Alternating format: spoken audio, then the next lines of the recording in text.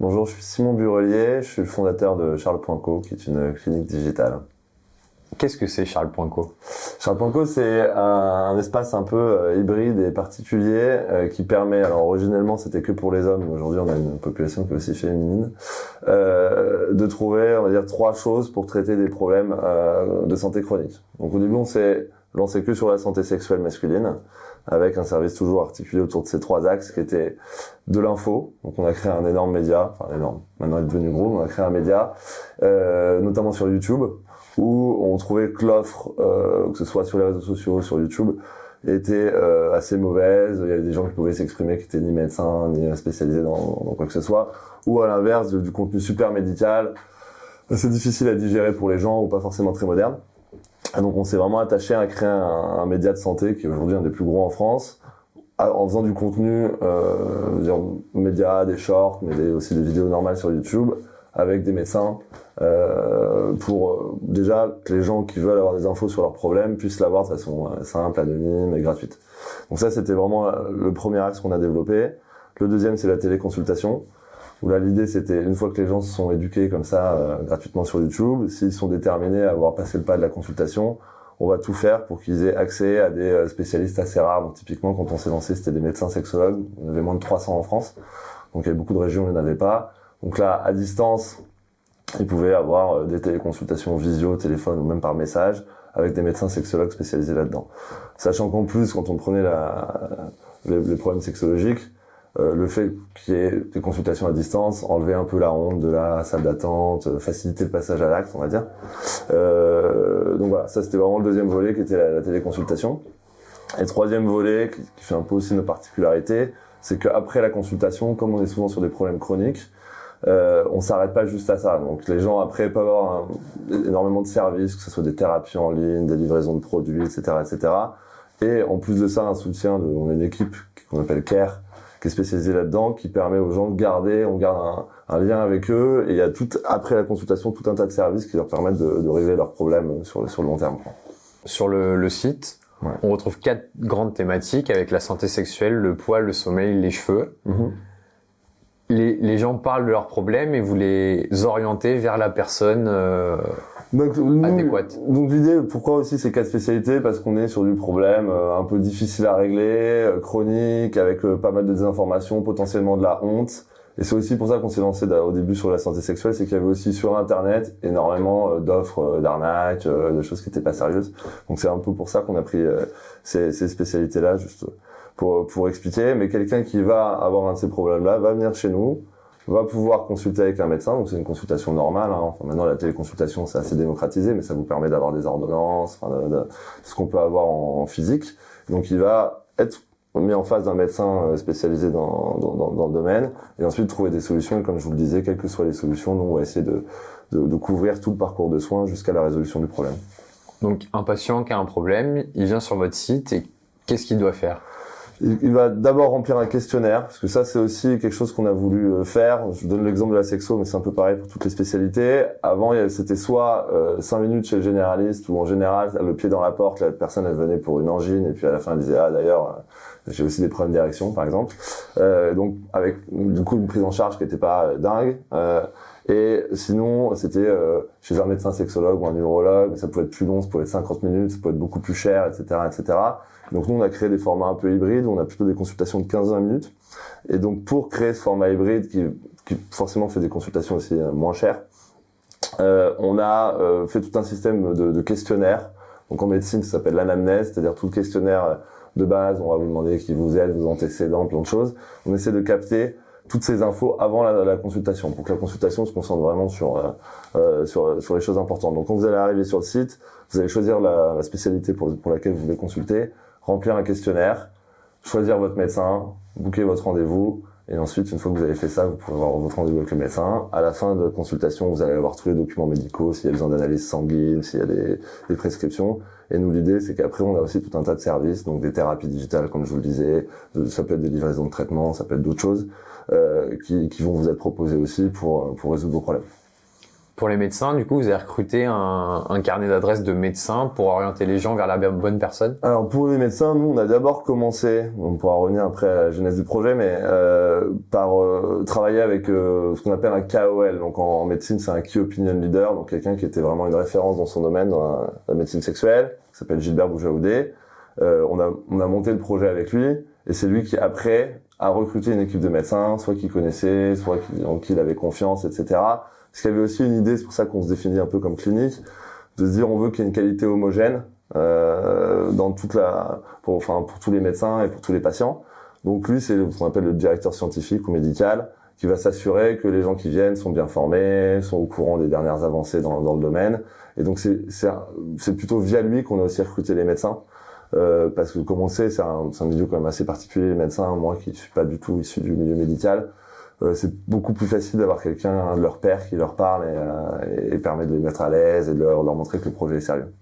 Elle en est où la clinique aujourd'hui? Donc nous, la clinique a pas mal grossi depuis le début, donc ça fait à peu près 5 ans. Aujourd'hui, on a soigné plus de 250 000 hommes. Alors au début, il y avait que des hommes. Maintenant, c'est vrai qu'on a ouvert typiquement la spécialité du poids qu'on est en train de lancer. Parce qu'il y a toute une nouvelle thérapeutique qui est en train de se créer autour de l'obésité aujourd'hui, donc des nouveaux traitements qui arrivent et qui sont extrêmement efficaces et qui vont un peu révolutionner le secteur. Donc là, c'est ce qui sera beaucoup plus féminin, on le voit déjà, on a déjà commencé à lancer beaucoup plus de femmes, mais à la base, on a soigné à peu près 250 000 hommes sur les autres spécialités. Et donc aujourd'hui, notre idée, c'est vraiment sur la sexo, sur la dermato, sur le sommeil, on a déjà de l'expérience et on a réussi à sortir notre spécialité purement sexo au départ. Et maintenant, on va sur un sujet comme l'obésité qui va être assez important. Donc c'est ça un peu notre logique aujourd'hui, c'est continuer à garder la qualité qu'on a tout en s'ouvrant à d'autres spécialités et en continuant à grossir. Parce que l'enjeu pour des plateformes comme nous, on n'est pas Doctolib, on est plutôt plus sur des marchés de niche, c'est de se faire connaître. Aujourd'hui, c'est vraiment ça. Donc on a notre média, mais on continue à faire plein d'actions pour que les gens nous connaissent. Les patients sont là, ils sont souvent sans solution.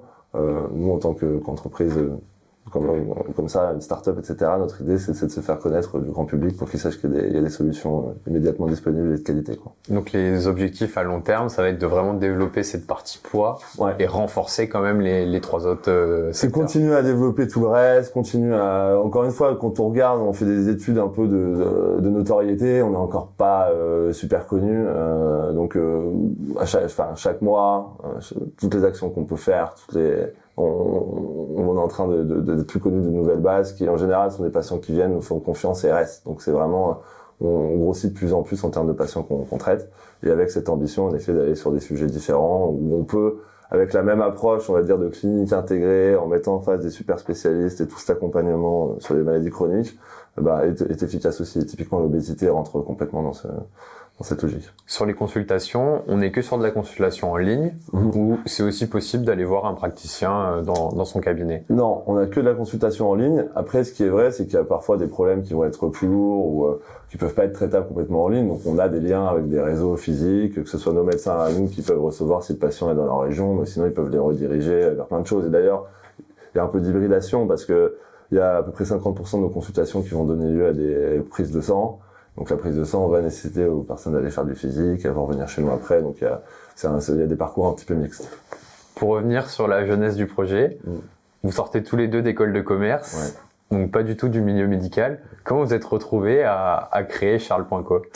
En fait, Olivier et moi, on voulait être entrepreneurs depuis un certain temps. Il s'est trouvé qu'on était plus ou moins disponibles à ce moment-là. On voulait partir de nos boîtes, on était déjà partis, dans lesquelles on bossait avant.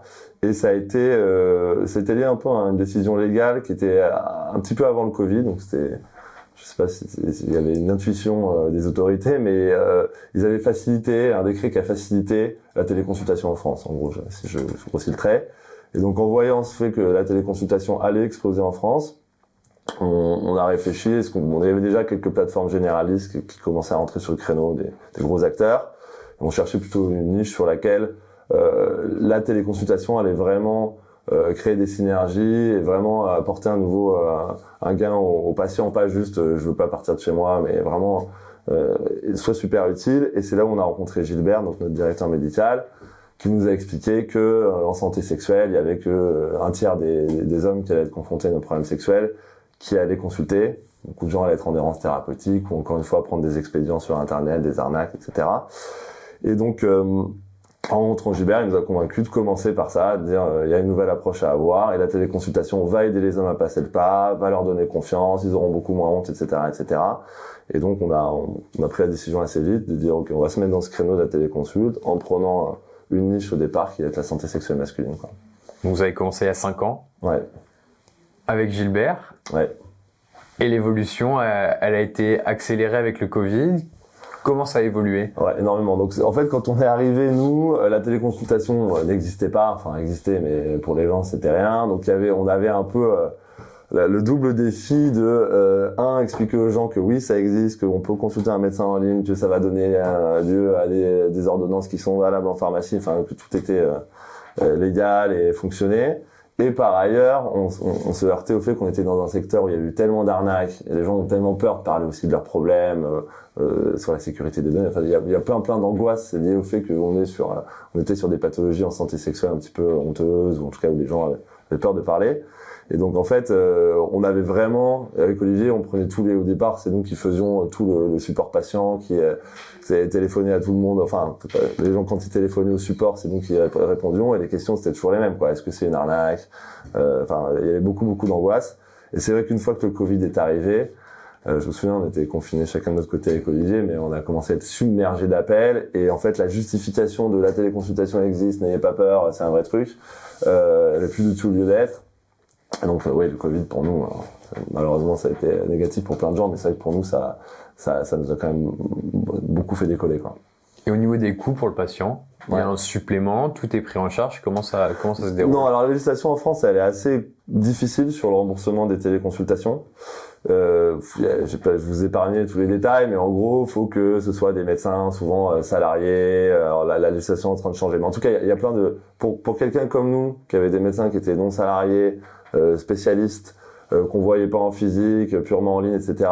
On rentre pas dans le créneau du remboursement. Donc nous, tout est ce qu'on appelle out of pocket, donc les patients payent.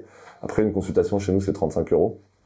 Donc on avait aussi la chance sur la santé sexuelle d'être sur un secteur où il y avait quand même beaucoup de dépassements d'honoraires, parce que vous allez chez comme je vous le disais, un médecin sexologue en ville, ça peut être 45-50 minutes, donc il va pas vous faire une consultation à 25 ou 30 remboursés.